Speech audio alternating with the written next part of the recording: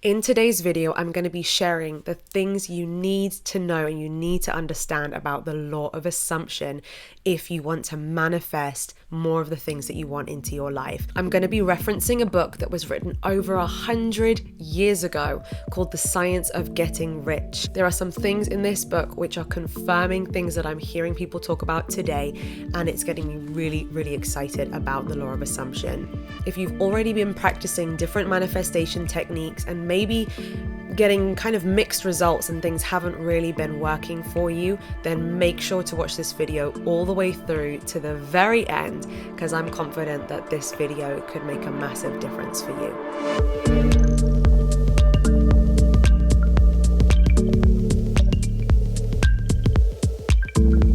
Hello my darlings, welcome back to another video in my new vibey bedroom. Do we enjoy the lighting? Let me know if you are enjoying this new lighting. I'm obsessed. Jamie got it for me for my birthday. Anyway, welcome back to my channel, or if you're brand new, welcome. My name's Lucie, and on this channel I share all kinds of things about personal development, spirituality, and how to become the best version of you. So I've just turned 29. I'm feeling fine at 29. Upon this new year of my life, I decided to reflect upon, okay, what do I want my focus to be for the age of 29, the last year of my 20s? Where do I really want to amp things up when it comes to my success, when it comes to my growth, my results, and everything? And there have been lots of areas in my life which I'm really proud of how much I've transformed in. I've completely transformed my health and wellness. I've transformed my ability to speak and communicate. I transformed my situation where now I'm financially independent. I can take care of myself, and it all comes from my own businesses, which is something I'm incredibly proud of and incredibly grateful for. However, I'm still aware that there are certain blockages in my way. We all probably have different areas of our life where there's more to learn, more to overcome so that we can reach that next level of our life. I've improved my money mindset a lot on this journey. One of my favorite books, The Secrets of the Millionaire Mind, that book really changed the game for me when it came to money. But I still know that there's so much more money and abundance and financial prosperity that I can tap into. So I wanted to dedicate this year to learning more about basically the science of getting rich.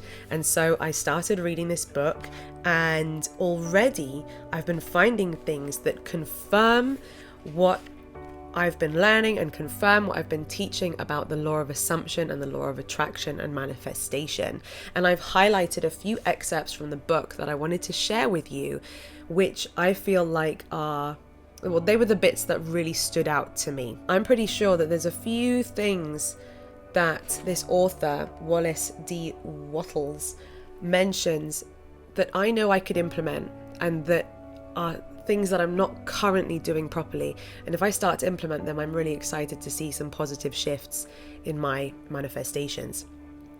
So the first little excerpt that I wanted to read from this book is a really great example of how the law of assumption works.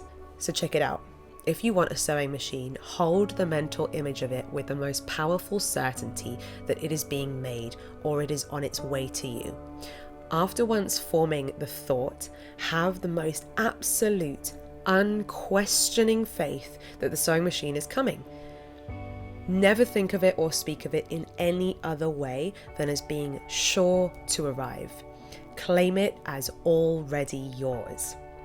It will be brought to you by the power of the supreme intelligence. This is the term that this book refers to. You could call it the universe, you could call it creative energy, you could call it God. It will be brought to you by the power of the supreme intelligence acting upon the minds of men. If you live in Maine, it may be that a man will be brought from Texas or Japan to engage in some transaction which will result in your getting what you want. If so, the whole matter will be as much to that man's advantage as it is to yours. Do not forget for a moment that the thinking substance is through all, in all, communicating with all, and can influence all. That is alluding to the idea that we are all tapped in, connected to one another, especially when we are focusing on connecting to the universe, to creative energy, to the world that's bigger than us. You know, when you get that feeling where you can, for example, I like to close my eyes, take a deep breath in, and feel my focus sort of rising above, out the top of my head, and feeling myself connect to source energy, the universe, whatever you want to call it. When I feel like I'm tuned in, tapped in, turned on, as Abraham Hicks refers to it, then you're not doing things solo. You've got the whole universal energy flowing to you and through you, which is a much more fun and a much more creative way to allow things to unfold for you. Abraham Hicks talks about it like if you are trying to vacuum your house, but you don't plug the vacuum into the energy source, the source energy, then it's pretty futile. You'll just be running that vacuum around the house without sucking up any of the dust. And so that's quite similar to if we are grafting and hustling and grinding without first tapping in, plugging in, and connecting ourselves to source energy. What Wallace is saying here is that don't forget for a moment that this substance is running through all, it's connected to all of us. Apparently my microphone was using too much energy. Wow. Okay, so we're just going to carry on with my built-in microphone. The next excerpt from this book is about being very, very clear about what you want. It is not enough that you should have a general desire for wealth to do good with. Everybody has that desire. It's not enough that you should have a wish to travel, to see things, to live more, etc. Everybody has those desires also. If you were going to send a wireless message to a friend, you would not send the letters of the alphabet in their order and then let your friend construct the message for him or herself. Nor would you take words at random from the dictionary. You would send a coherent sentence, one which meant something. When you try to impress your wants upon substance, infinite connected energy, remember that it must be done by a coherent statement. You must know what you want and be definite. You can never get rich or start the creative power into action by sending out unformed longings and vague desires. Go over your desires, see just what you want, and get a clear mental picture of it as you wish it to look when you get it. Then it says, and this, here we go a little bit religious, okay, but I personally feel that when you boil religions down and you go through them in a way where you're looking for the spiritual messages inside them, I'm saying this so that even if you are not a Christian, I'm about to quote something that comes from the Bible. I would invite you to be open to listening to it. So I like to think that we can learn something spiritual from Jesus too. So let's see what Jesus said. Whatsoever things ye ask for when ye pray, believe that ye receive them, and ye shall have them. I'm going to say that again. Whatsoever things ye ask for when ye pray, believe that ye receive them, and ye shall have them. So even Jesus is saying, look, if you're praying, if you're talking about stuff that you want, believe that you shall have them. Believe that you shall receive them, and you will.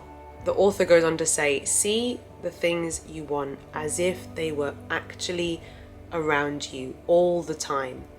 See yourself as owning and using them. Make use of them in imagination just as you will use them when they are your tangible possessions.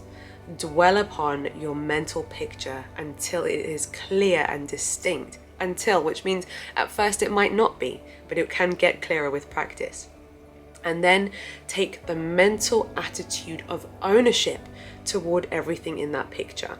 So even if you don't physically own it, mentally treat it as if you mentally own it now. Again, it confirms what Abraham Hicks talks about, in that the moment you imagine something or desire something, you possess it in the vortex. Then the fun part is bringing it from the vortex into your physical world, right? So take possession of it in mind, in the full faith that it is actually yours.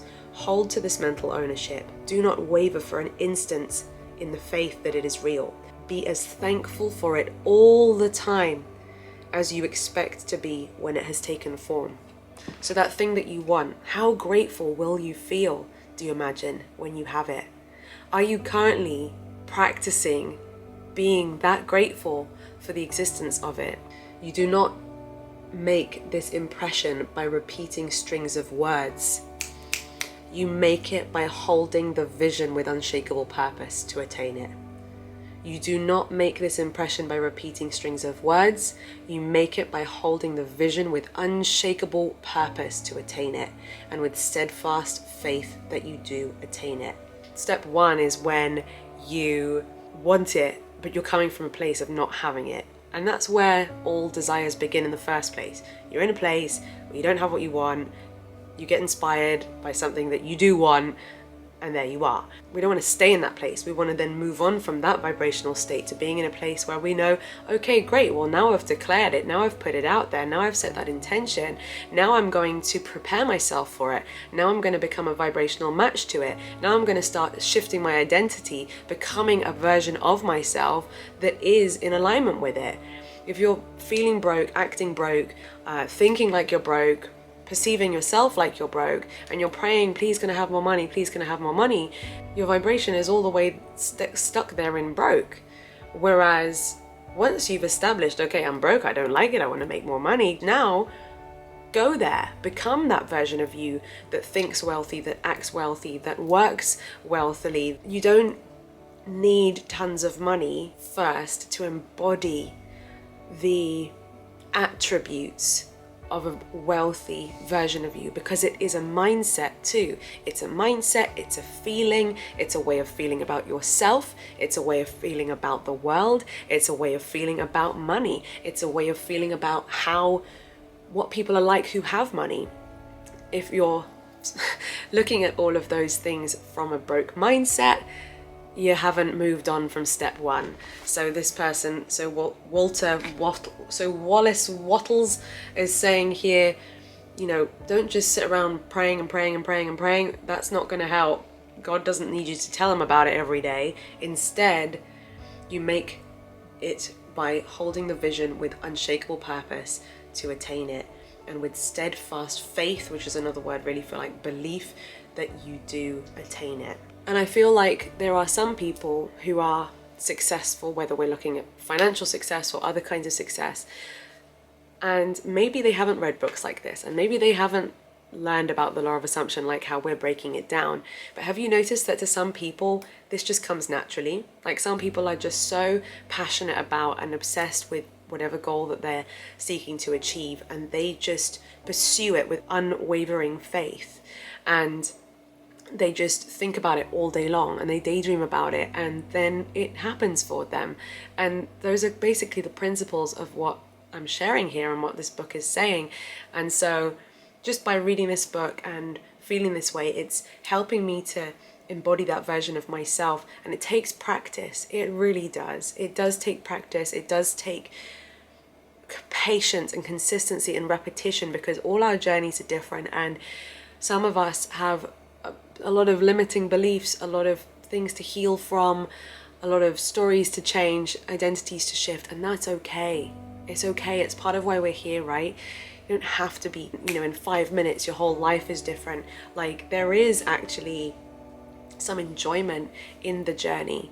I also think that the reason why I hold such excitement and passion and love for some of the goals that I want to achieve in life is because of how proud I'll feel of myself, and how much of an impact that will mean that I've made, and how many brilliant relationships I will have cultivated with, for example, people in my team. I want to have those close relationships with the people in my team. I want to mentor them. I want to help them to change their mindset and change their life. I want to be by their side as they transform in every way, and as a result of them becoming successful, then I achieve my success too, because that's the way my business works, right? So like I want that journey part of it as well. I don't just want to skip that and get to the money or the success or the passive income.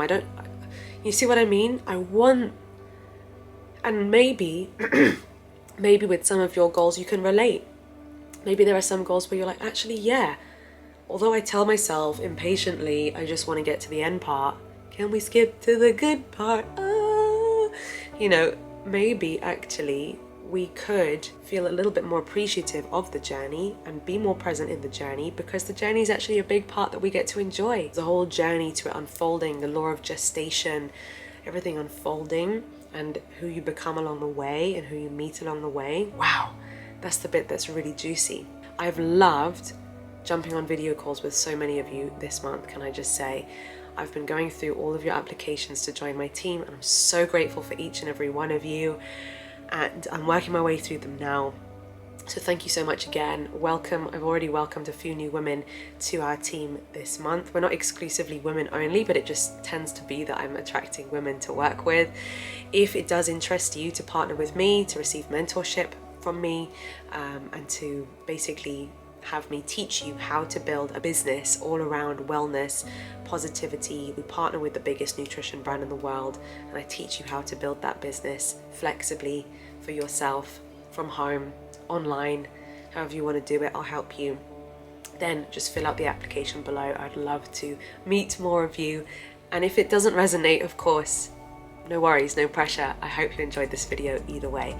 If you haven't done so already, don't forget to hit that subscribe button and ring my bell so that you never miss another video. Until next time, bye everyone.